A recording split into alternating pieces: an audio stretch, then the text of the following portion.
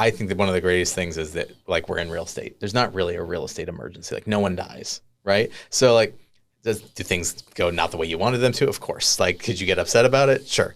But I've been on calls with you like, hey man, I'm all excited, and you're like, really, it's a tough day, man. Yeah. This shit happened. Yeah. Like when you were running the team. I remember. It happens, and you got to kind of get that mindset to go like, all right, like we're just gonna get back in. How do we fix it? Yeah. That's the entrepreneur's journey, right? Is like the willingness to every day pick it up and go, all right, let's do it again. Let's figure out how we make it better. I was listening to something that like Alex Hermosi popped up on my thing, and he was talking about the game isn't to like become, say, the realtor. The game is to stay and be the realtor for the long time. The game is to stay in business. Sure. Right? Not start the business, stay in the business. Because the reality is as long as if you can stay in the business long enough and you're like somewhat, put together, you're gonna succeed at some point. It's just a matter of when do I get lucky? Do I get lucky year 1 and all of a sudden things to really start to work? Or is it I'm a little less lucky, it's year 3. But as long as I last until year 3, the business worked. Yeah. Well, there's a great. Have you ever heard Simon Sinek talk about the infinite game? There you go. So yeah, this is the same sort of thing. So Simon Sinek is an amazing speaker, and anybody can search on YouTube Simon Sinek, Sinek, infinite game. But he talks about that this is way over my pay grade, so we'll do the best we can. But in game theory, there's two types of games, basically. There's finite games and infinite games. So a finite game is like football, right? We agree on what the rules are. We agree on the start-stop time. And at the end, there's a winner, right? And an infinite game is there's constantly people constantly enter and exit the game, right? There's no defined start or stop time, and the game, to your point, Larry, is to stay in the game, right? And he talks about great instances, right, where these two types of mindsets around the game, go head to head. And so first he talks about in the Vietnam War, right, which is war by some default is an infinite game. But he talks about how the U.S. had a mindset in the Vietnam War that we were playing a finite game. Like this is going to end just like the previous one. Well, the Iraq War, Right. the Afghanistan War, we keep making, not to get into global politics again, but we keep making these same mistakes as a country over and over and over and over again. So he highlights... We're playing a finite game and an infinite game. Yeah, and so and the same analogy carries over to everything in the Middle East. But we play a finite game. We're going to start the war. We're going to... this is how we're going to keep score, and then it will end.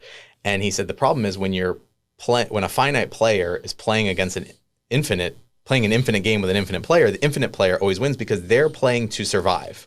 So he talks about, in the Vietnam War, the Viet Cong were fighting to live. So the game had to go on forever because the alternative is death. Right. Yeah. And so they will always win because their mindset is wake up every day and live another day, and the finite mindset is like, hey, we're losing the game, right? And so it plays against you. And then he talks about takes it into the business world and talks about Apple and Microsoft when it comes to MP3 players, right? And at that time he was doing consulting work with both of them. Microsoft had the Zune MP3 player, which no one knows about anymore because of this reason, and Apple had the iPod, and so he tells the story of going to meet with them, and Apple had this big conference that was all about the future of education and how technology played into that, and Microsoft, had their whole conference was all about the Zune and how it was technically better than the iPod in every way. It held more songs, it loaded faster, right? The battery life was longer.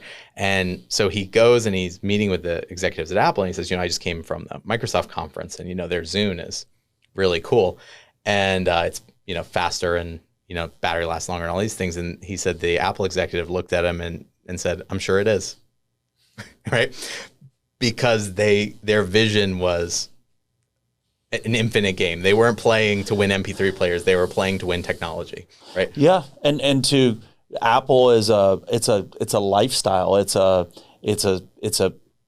part of their lives. Like I still have a Samsung, and everyone I talk to looks down on me who has an Apple. They literally see me as a lesser human being because I have, and I love my Samsung, and I think it's as good of technology, if not better than Apple. It absolutely is. But they look at me like they're the cool kids, and I'm a caveman, which is fine. And I make fun of myself about it. And my wife is Apple, and she makes fun of me. And it's all in good fun, but it is true. Yep.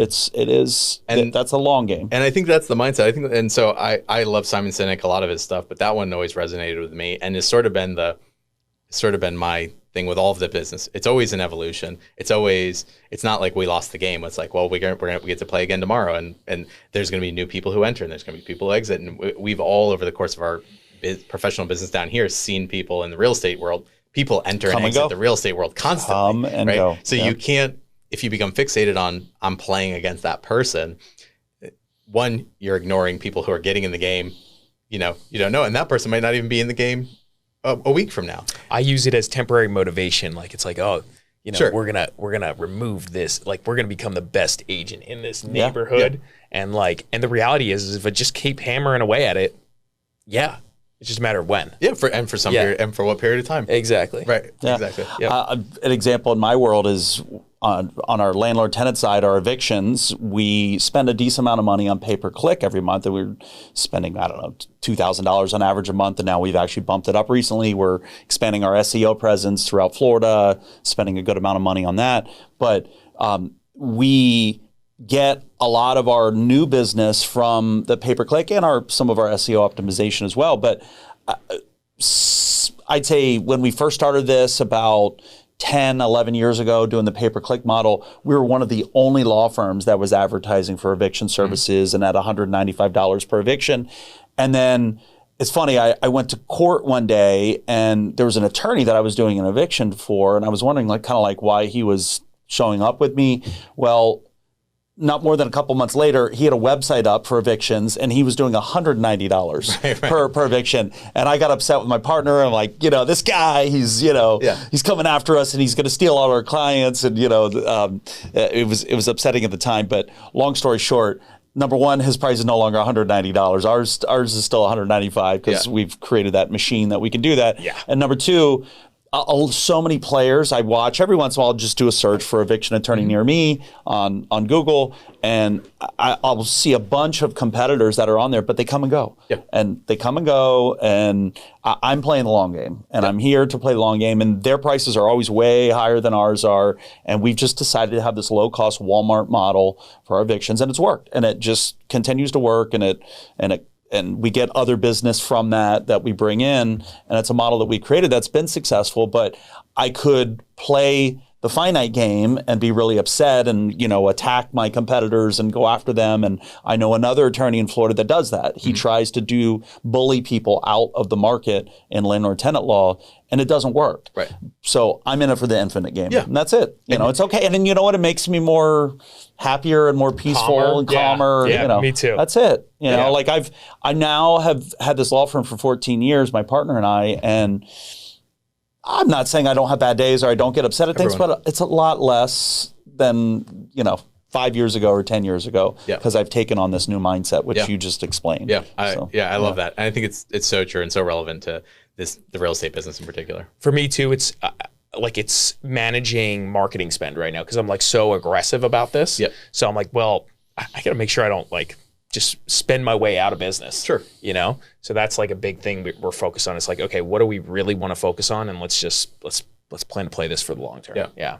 And that's always a big part of the game too, right? Is how much time, what's your balance between working in and on the business, right? That's the entrepreneur's challenge. Always, right? And I'm sure you coach around that all the time. A lot of what I coach, and even for myself, I'm constantly trying to increase the amount that I'm working on the business, right? And create more blocks of time in my calendar to do that because it makes a big difference in how you do that. And I've personally seen that I've lost business when I overdo it on the working on the business versus in the business. And so it's this balance. It's oh man, if I just was a little bit more attentive to said customer, could have got that one done. Yeah. But I was over here trying to shoot this YouTube video. That's what, and that's what makes it. That's what makes it a sport, right? Yeah. That's what makes it fun. Is where you're always going. Okay, taking new feedback. Playing offense for a while, then you're playing defense, and then you're back to offense. And you take that data and that's one of the things I've always enjoyed, Larry, about our conversations is you're very attuned into all the different things that are going on and trying to run the calculation in your head of, how do I adjust and modify to maximize, and that's the game. That's the fun. Maximize your ROI and maximize what you get per hour of your life. Yeah. That's really what we're doing here. Yeah. So, and the other thing I love a lot is, and we have grown to love recently, is there are guys in this business, or girls, guys, whomever, people in this business that are like experts at this one nuanced thing. And if you hunt that person down and you find them and you pay them exorbitant amounts of money to spend an hour or 4 hours or whatever amount of time with them to just understand this one thing, like Google My Business, or whatever. And I've walked into conversations with this, spending money, being like, I'm probably wasting money, but let's just go through this exercise. And we'll walk out, I'm like, this was profound. And then I execute on the actions, and it like changes everything. Sure. So there's and especially in the real estate business, it's like there's so many things that you can just dive deep into, be an expert, niche into one thing, and then like that's your business, right? And that's the key. That's a key in real estate business. But I think it's the same thing like we were talking about earlier with the investors, right? Which is everything works if you're willing to do what it takes. And I tell the agents that I'm coaching all the time, it's 2024. You can go on YouTube, whatever type of lead generation you think you're interested in, Google it. And there will be someone making $1 million a year doing it. That's the world we live in. Door knocking, you want to do door knocking. I know a guy who coaches door knocking, and it's amazing. Door knocking, right? Your sphere of influence, networking events, client parties, online pay-per-click, Google SEO, YouTube channel. There's someone being successful with all of them. The only question then is it right for you? And are you willing to do what it takes to get that level of success? Are you committed? Are you going to commit? First question, right? Are you going to commit and do and do whatever it is? Like if you want success on YouTube, there's a formula to follow, and the only question is, will you do it? And every time I go down that path of, okay, we're taking on this specific thing, we're going to handle it, I'll go down the path and I'll be like, I think I know the answer. I get it now. I get it. And then 2 weeks later, we continue to hammer on that topic, and it's like, I didn't get it 2 weeks ago at all. I thought I understood it entirely, didn't. Then I go meet with this next guy, and then I go find this next guru, and I'm like, I'll spend time.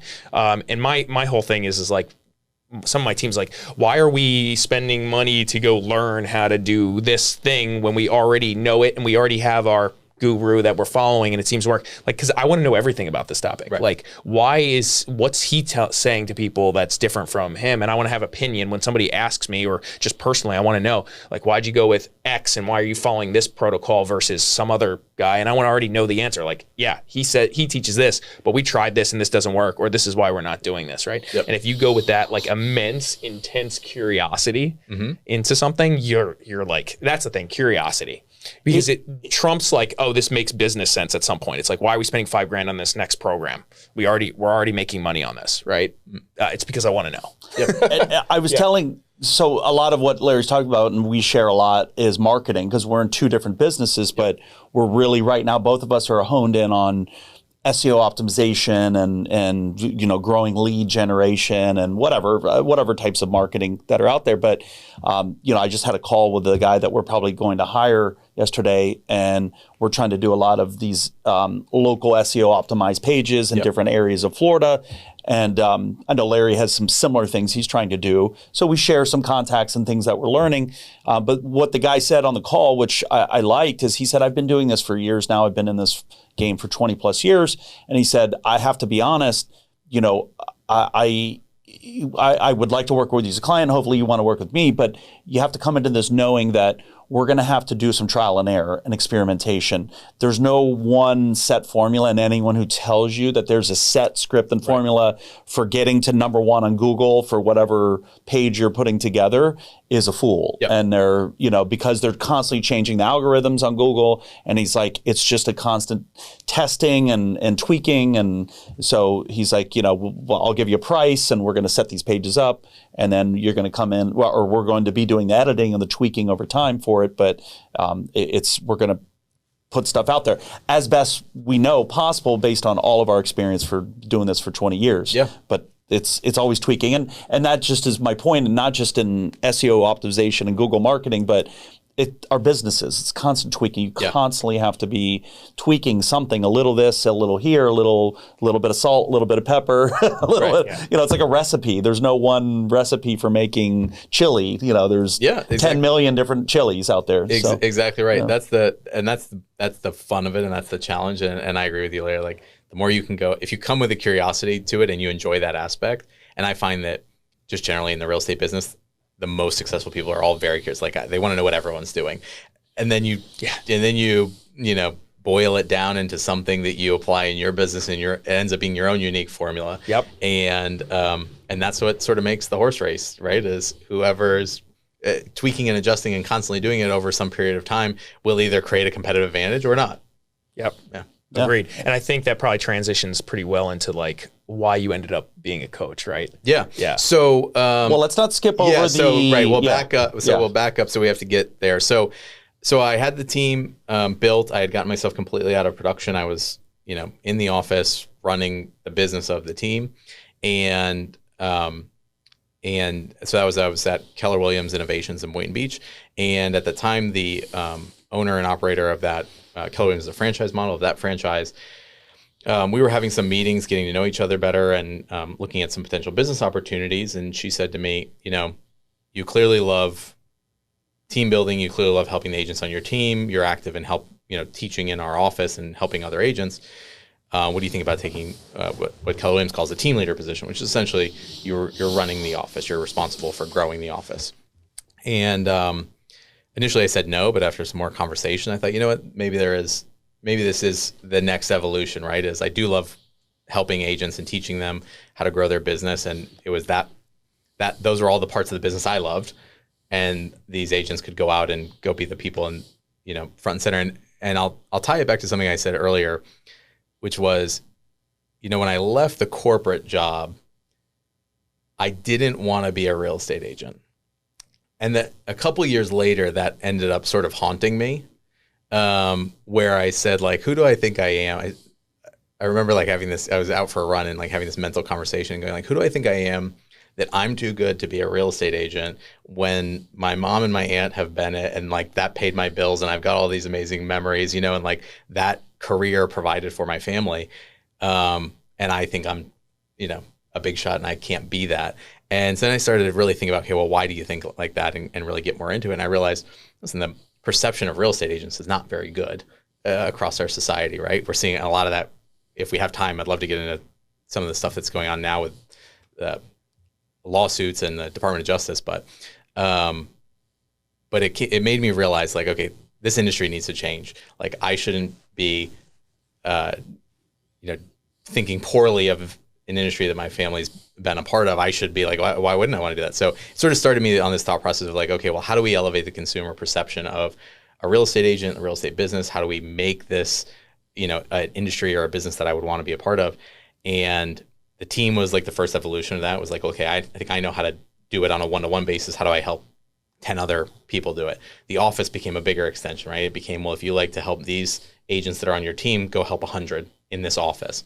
And so that was the mission. We had a lot of success. So I was running that office for 2.5 years.